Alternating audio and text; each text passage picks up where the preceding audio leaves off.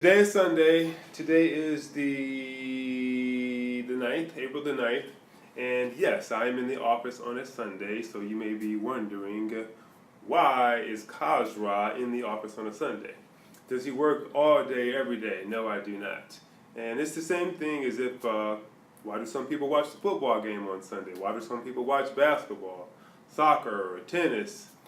Some people just sit around and watch the news, unfortunately, or some people watch House Hunters or whatever it may be, however you spend your Sunday. I chose to be here today because at times work is like fun and fun is like work.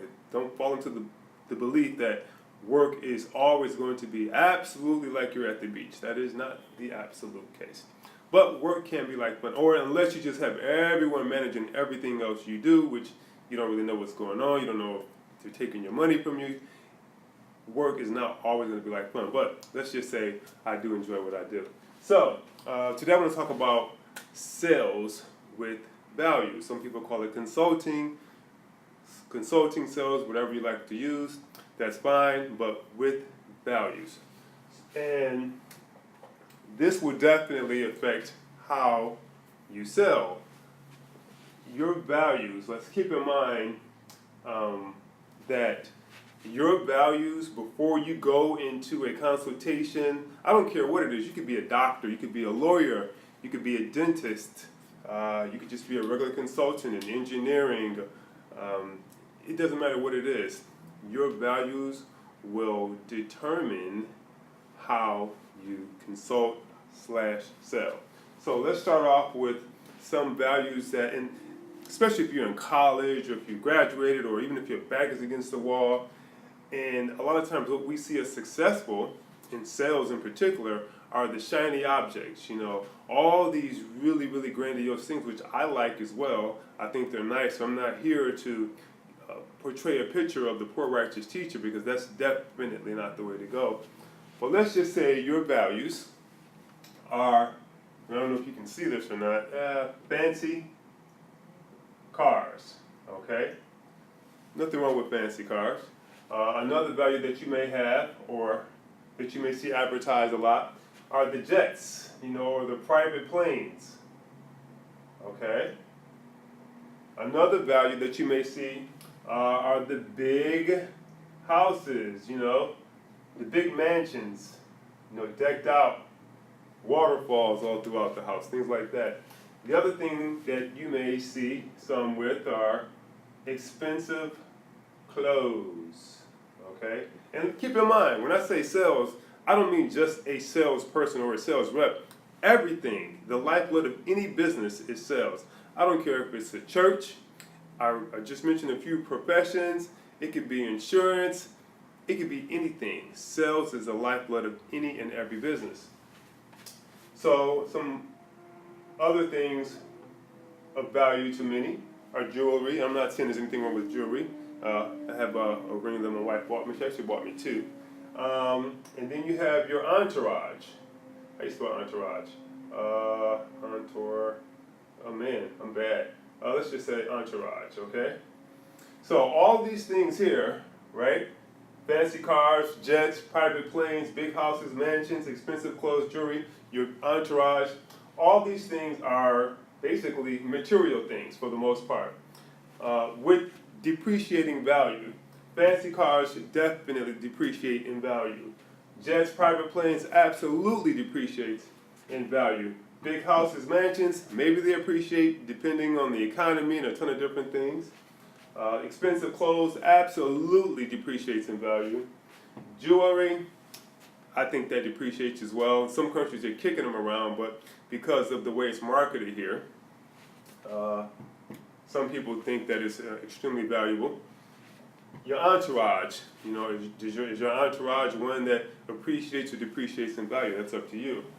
Now, the other thing about these particular material objects are the heavy expense involved in it, which also will determine how you sell. Think about it.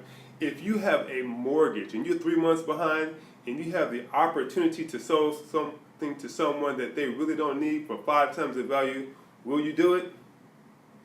So, How much does it cost to maintain fancy cars? Oh, no, one car, not alone 2 and 3 cars. How about to maintain your jets, your private planes? Maybe some people have yachts, I don't know. How about your big house and your mansions? And I'm not knocking these things, we're just talking here. And then how about your expensive clothes or your jewelry? Or how much does it cost to maintain your big entourage? Quite a bit of money. So you will definitely take these values that you have into how you sell, consult your service or your product. And like I said, remember, it could be even non-for-profits. It could be a church. Think about it. There's no shortage of stories of, you hear about some of the leaders who have all of these as their core values. It definitely determines how they sell or raise money to support these particular things. So now let's step over here, and we could go really deep into this, but we won't right now. Let's talk about some of the other things that some of us have values in regard towards, and that is health. Need another marker here. So, health. Okay. Actually, it looks even better. I don't know why I didn't use that before. So, health. Okay? Health of body, right? Which I think is the absolute basis. You can't be healthy mentally and spiritually and then have a body that is just totally out of whack. That's my personal belief. But health of body, that means exercise, sleeping properly, which I'm getting better at. Nutrition, and just sometimes just sitting back and unwinding and relaxing, allowing your body to regenerate itself. Then you also have health of mind. Okay, we've read, I forget what, I think it's like the top 2, 3, 1% of the most successful people in the world read on, and success is measured in different ways. You know, you could be a school teacher, in my opinion, and be successful. Just success depends upon your personal definition. But in terms of financial success, at least, the top earners all do a considerable amount of reading. From what I understand, they read something like 20 to 30 more books than the average person does. You have so much more resources than a person who would read, who doesn't read anything. Then you also have your spirit, health of spirit. And, you know, I'm not either way, not a religious person.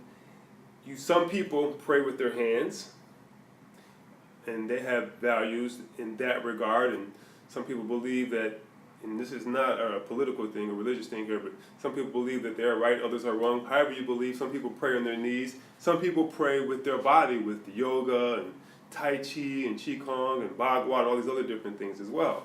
So whatever your persuasion is, no problem. But these are all, I think, great values. And I think each one of those systems I mentioned, I don't care what religion or what system you're coming from, they all have great values. Then you also have your loved ones. Okay?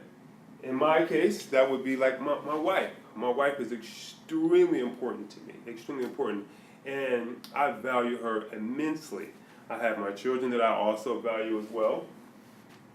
And then some of us have friends, and I don't mean the friends that just say they're friends. Friends for real. Friends where if your back was against the wall and you were down and out or you were ill or anything, you know that these type of friends would go into their pocket, pull out their credit card, debit card, or cash, whatever it may be, to make sure that you were okay. We don't have many friends. Well, let me not say we don't, because I can't speak for you, but there are not a ton of friends like that. There are not a ton of people like that. The type of friends that won't spend a penny on you, there's millions and millions of those type of people all over the planet. So everybody could be our friend if that was the case. But these are also values that will go into how you sell your service, whether you work for yourself or whether you even work for another company. These things definitely dictate how you will sell. So think about that. Think about the material versus the immaterial values that we've been taught to, and some of it's cultural, we've been taught to actually value material things more so than some of the immaterial things. And again, I'm not uh, preaching for anyone to be a poor righteous teacher in no way, shape, form, or fashion. But just think about all the fancy things that definitely depreciate in value. There's a ton of expenses in order to maintain them. Then you think about the other things that we need that absolutely appreciate. Your health will appreciate, hopefully. In terms of your body, of course, no one's getting younger at all. So hopefully what you do in that regard will appreciate. You will begin to appreciate your body a lot more. Your mind, unfortunately, for some people it can depreciate, but hopefully we're going to appreciate that as well. The older we become, the wiser we become. We learn from our mistakes. We're not just repetitively doing the same thing again and again. Your spirit, hopefully that also appreciates as well. Everything that we do, I believe, kind of goes into that. So hopefully that appreciates. Your loved ones, of course, that appreciates. What's more important than your loved ones? The people who actually love you. What's more important than great friends that actually love you? So all these things will appreciate. So you can, as a consultant or a salesperson, you can actually carry these values into your sale or into your consultation. I work with tons of independent contractors, and some are great at what they do. They definitely know how to sell. They're hard closers. And then you have some who are hard closers who will be there before, during, and after the sale. Then you have those who will be there before, during, and then they're ghost. So it depends, I believe, and what I've seen is on the values that you have. It is a Sunday. I am starving. Oh, also, so I'm just testing out this new software here. But Facebook, my name is Khazra Marvinu, so I'm going to post this there. And if you like it, then like it. YouTube is Khazra Marvinu as well. And I look forward to sharing more things with you, more tips, any of the experiences that I've learned and that I've carried with me throughout these years that has helped us to build a very successful business. I would like to share those with you as well. It wasn't always like this. Definitely some struggles over the last few years alone, which I won't talk about here, but I've been on both ends of the spectrum. I mean, just really like a serious roller coaster ride, and sometimes we need that in order to kind of like wake us up. So again, Khazra Marvinu on Facebook and on YouTube. Like it, subscribe to it if you like what you hear, and look forward to sharing more with you. Take care and have a great Sunday. Bye-bye.